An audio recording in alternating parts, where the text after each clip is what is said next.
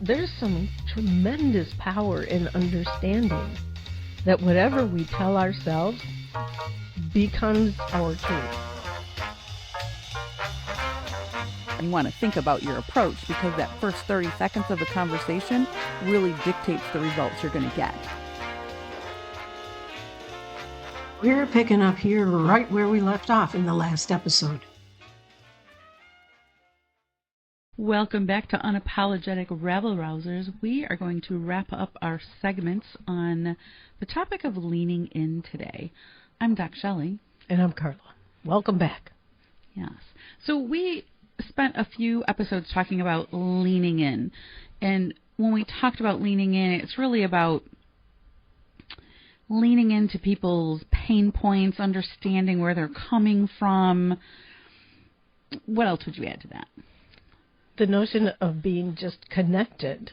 When you're leaning in, the focus of your attention, the conversations that can be going on in your head are aligned with what's going on and not you responding silently in a way that you wouldn't verbalize, but being just truly connected. Yeah, being in the moment, being present, absolutely. Attentive would be a good word for that. And as we think about leaning in, I think we maybe did a disservice by not talking about, I won't say a disservice because we were good. If I don't say so myself. And we're leaning into that. We're going to lean right into that.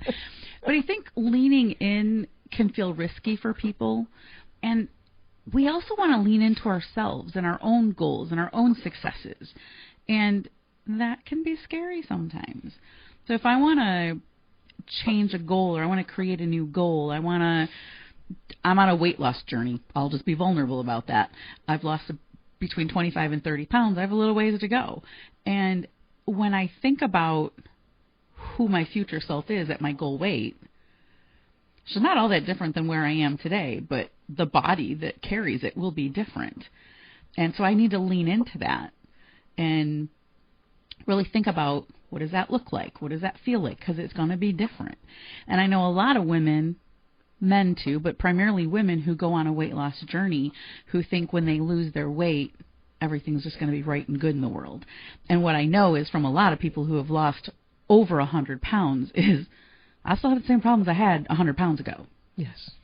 And so being able to really lean into your own situations, your own goals, your own habits, the things that you want to change, the things that you want to challenge about yourself is also really vulnerable.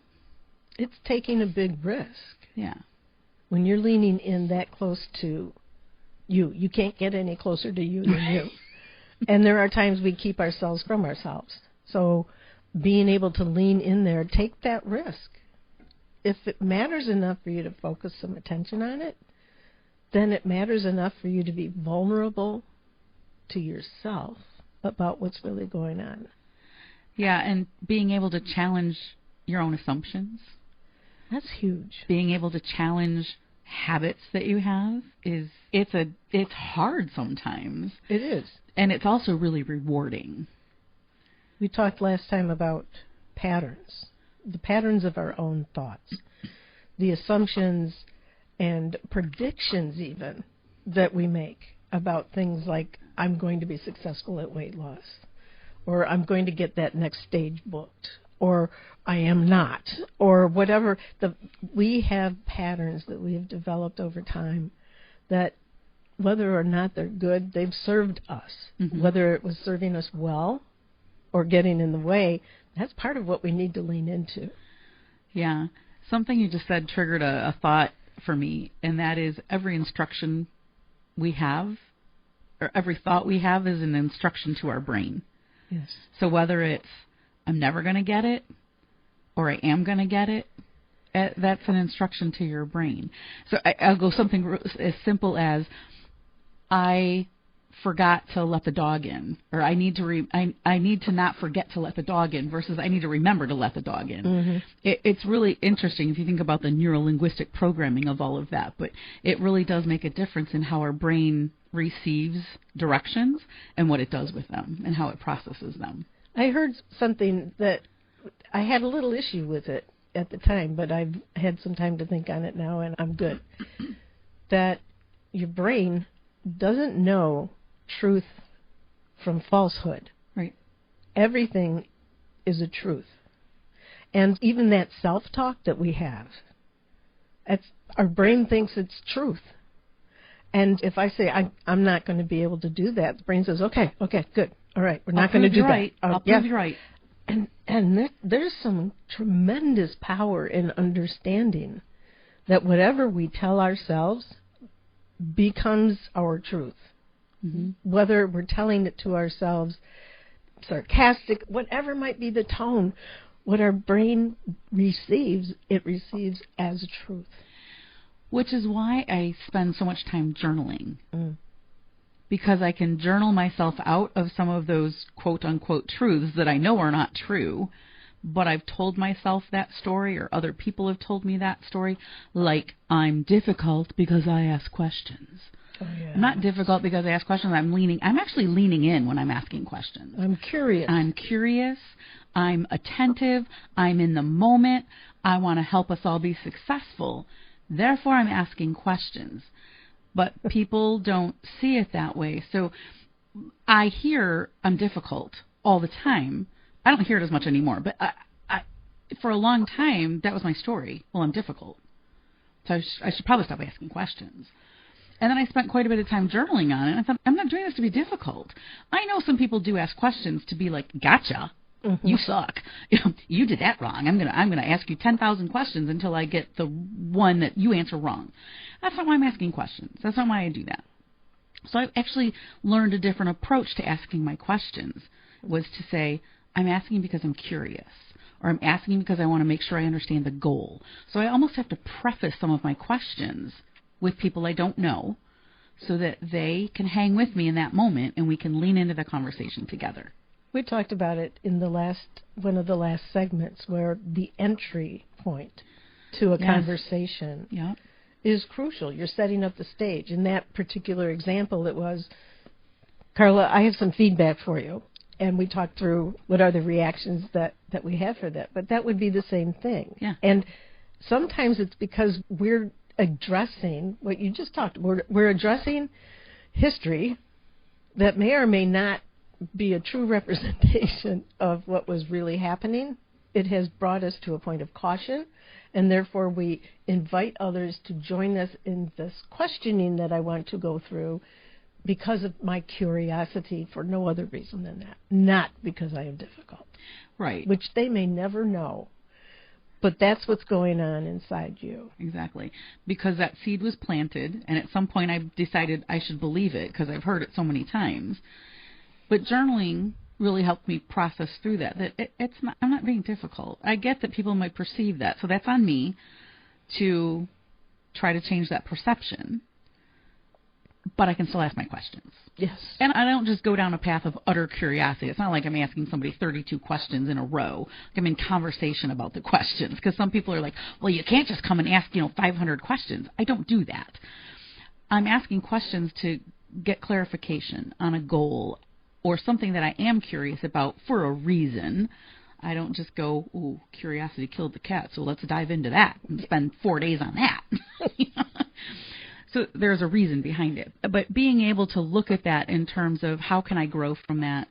How can I use that as an advancement? How can I use that in my own goals, in my own growth, I think is really important. And when we think about leaning in, whether it's to work-related things, whether it's in friendship circles, it's in families, we all are on a continuous growth path.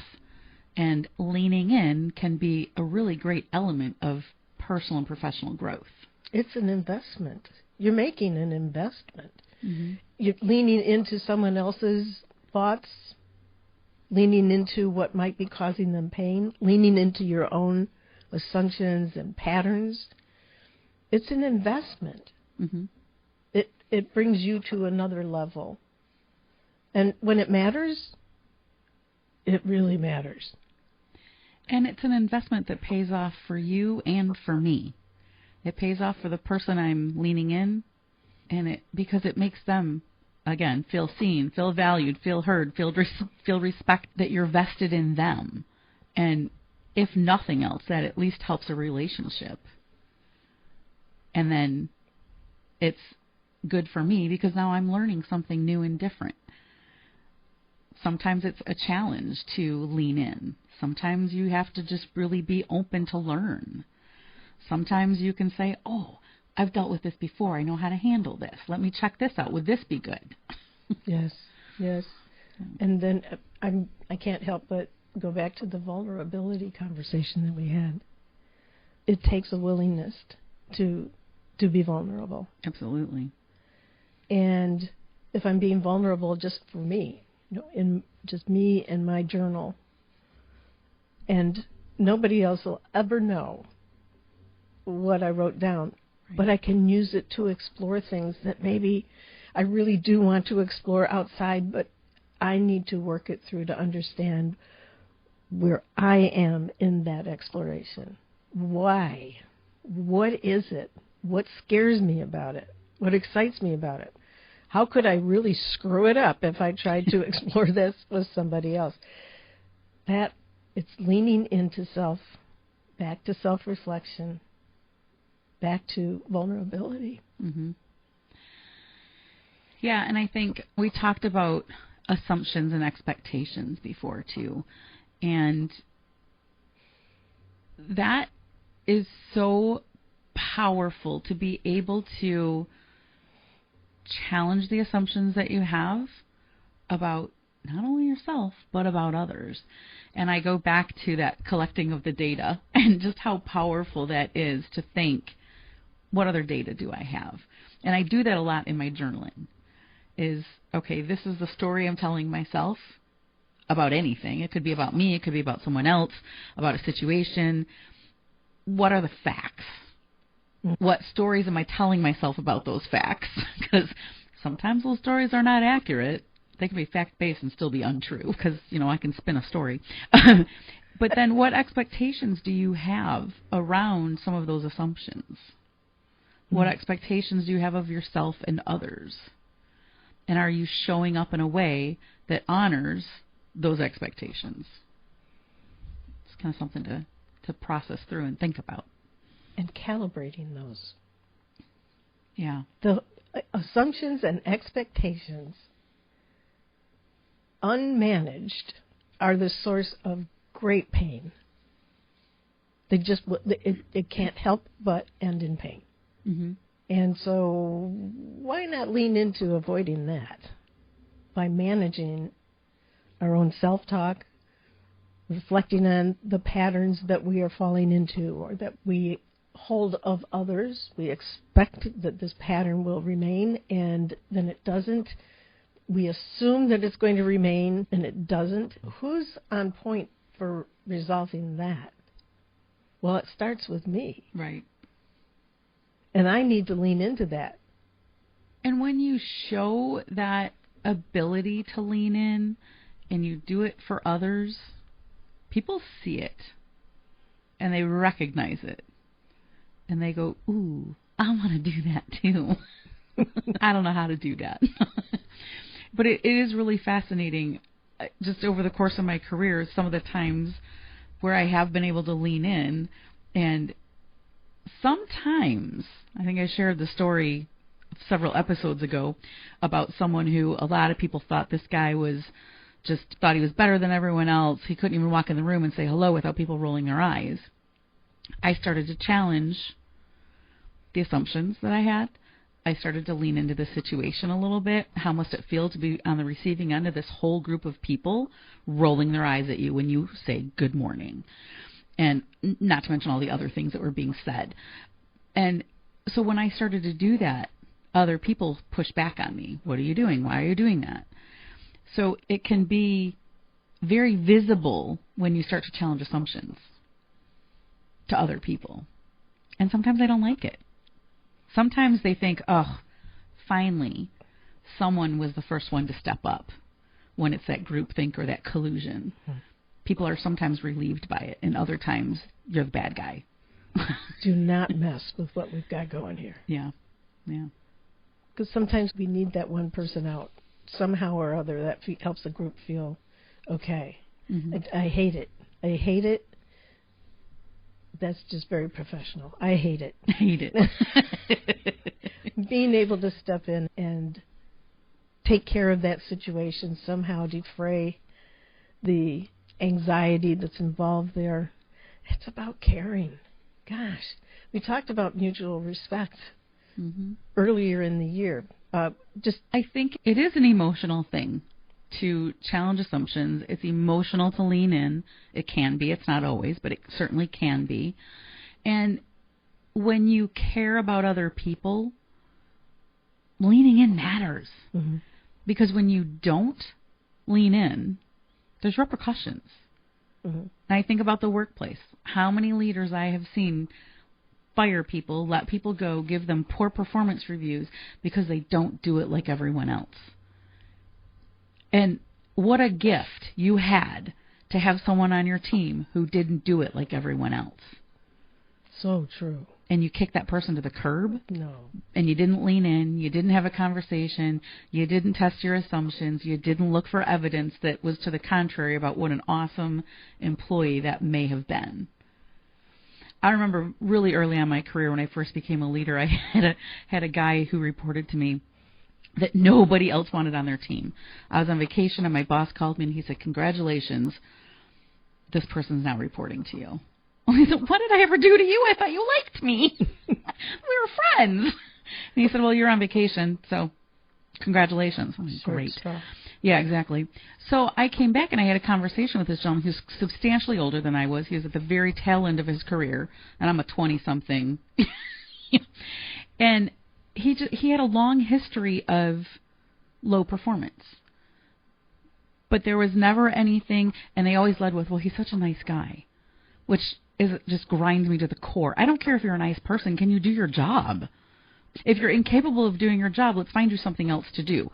Nice person or not, it does not matter to me. I mean, I would like to have nice people around me, but if you can't do your job, that doesn't matter if you're nice.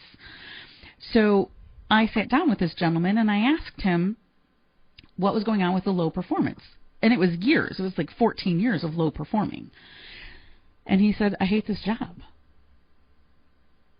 And I said, "Then why are you doing it?" And he said, "Because I got to put food on the table. I got a family to take care of. I got grandkids that live with me." And I said, "Well, if you could do anything else, what would you like to be doing?" He wanted to work in marketing. He was an engineer. He had 0 marketing certificates, education, anything, experience. So I said, "Well, let's go down to the marketing office. Let's grab some pamphlets. They could use some revamping." So we grabbed a couple of pamphlets, and I said, "I'll tell you what. In the next couple of weeks, why don't you put together a portfolio of some things that we would do differently with all this material?" He came back the next day with this amazing portfolio. He stayed up all night working on all new material. I was blown away at the skill he had. I happened to know somebody in the marketing department, and I went down there and I said, "I don't know if you guys have any openings or not, or if you're looking for anybody, or if there's some special projects I can get this guy on, but look what he did with your material." And the guy was like, "I don't have anything right now, but I'll find something. I need him on my team." So he was able to work on a couple of projects and eventually joined that team, and that's where he retired from. They loved him. He was a great performer. We didn't have to give him any cautionary tales of don't overcommit, don't do this, don't do that, don't do this, like I did when he was on my team. I was afraid to let him go to a customer by himself because I didn't know what he would come back promising. He was a disaster. But asking that question, what's going on? How can I help? What can we do differently? Who knew that he was going to be a marketing? So leaning in benefits both parties. Yes. And other people saw what I did with him, and all of a sudden, well, let's give her all the difficult people because she knows how to handle them. She knows what to do with them. She can either coach them up or coach them out. And that's not at all what I did, but that was the perception. It's kind of interesting. Not a bad one, given where your career's gone. No, it certainly wasn't. But it's just interesting to me that so many other leaders just let a low performer skate by, passed him on to other people, willingly passed him on to other people, but nobody ever had a conversation with him. And he didn't stand up for himself and have a conversation with people. because I think he was afraid he was going to get fired if he did. So much fear. Yeah. And you can't help but feel vulnerable when you have fear. And you can't help but come across in a way that is probably not your true self when you're fearful and you believe you're exposed. What a gift that they did send him to you while you were on vacation. Yeah, I was super annoyed by it, but yeah, I mean, it ended up being a great thing. He, I was pretty proud of what I did and how I handled it, and I was thrilled for him. I was so happy for him that at the end of his career, he finally had a position that he valued, where he felt valued, that he liked the people, they liked him. It couldn't have been any better for him. Just by leaning in. Just by leaning in and getting curious and being committed. Like, I was committed to helping him either figure out how he could do his job differently so he could not be on the list of low performers, or finding something else for him. But I was fully vested in it. And I think that's important, is that willingness to contribute. Yes, takes caring. Yeah, yeah. And the funny thing about caring is you can't care more about it than the other person does. Absolutely. And as a coach, sometimes I want it more for them than they want it for themselves. And then I have to lean into why. Why is it so important to me that that client, that person being coached, is successful at this when it doesn't matter as much to them? You might check that to see if some of the frustration in your life is based on you wanting something more for somebody than they want for themselves. We invest a ton. Yeah. It matters, and then it comes up empty. Yeah. Then you get to have those feelings of having been disappointed, and you expected that they were going to be able to live up to what you saw them possible of living up to. Yeah. Wasn't theirs. I had a gentleman that I coached. He was a young man, and his family was really annoyed that he worked at Taco Bell. He came from a family of lawyers and doctors and very accomplished people. And so I asked him one day, what is so special about Taco Bell? Why do you want to work at Taco Bell? And he said, well, I want to own some franchises one day. I said, does your family know that? He said, no. They think I'm just a slacker and a loser and I don't want to do anything with my life. And I said, why don't you share that with them? And he was like, I don't want to share that with them. They're going to think that's crazy. And I said, well, you know what? You'll probably make more money as a franchisee owner than any of them will make as an attorney or as a doctor. And you won't have all of the school bills to pay off. So he put together a little PowerPoint presentation about why he wanted to be invested in Taco Bell. And I don't know if they still do or not, but they had some sort of program where you could go in, learn about the business and all of that stuff. And he ended up owning a couple franchises. I don't know if he still does or not. We've lost touch, but like, it was super cool. But he was so embarrassed, and his family constantly made fun of him that he was that black sheep of the family, so to speak, because he didn't go to school and he wasn't going to be an attorney and he wasn't going to be a doctor. But nobody asked him. Again, it's like, get curious, lean in and ask the question, what is it about Taco Bell that is so fascinating to you? That's all I did. And I got paid money for that. It's a beautiful thing. You seized an opportunity. Yeah, but it's about being committed. Mm-hmm. And I am committed to being a good coach. And I care about people. And I do sometimes get overly committed to the success of my clients and my friends and my family. And then, yeah, that does lead to disappointment. So I got to check those assumptions. I got to check those expectations. And then really, if I want it more for someone else than they want it for themselves, that's why. Why should it matter more to me that you achieve your goal than it matters to you? It's a great question. So I got to check in on that. Mm-hmm. It goes back to a question I think we both ask. What's the importance and how committed are you? Yes, absolutely. And if it isn't important and or it's a 5 out of 10 for commitment, go a different direction. Yeah, absolutely. So as we wrap up this little series here on leaning in, really think about for yourself, where are your opportunities to lean in to yourself, to the people around you, what kind of difference would it make for you and the people around you, whether it's your family, your friends, your team at work, your people at work. You don't have to be a leader to lean in, but really think about where can you pay attention to leaning in. Think of what you might discover. I'm Carla. I'm DocShellie. Take care. We'll see you next time. If leaning into someone else's thoughts, leaning into what might be causing them pain, and when it matters, it really matters.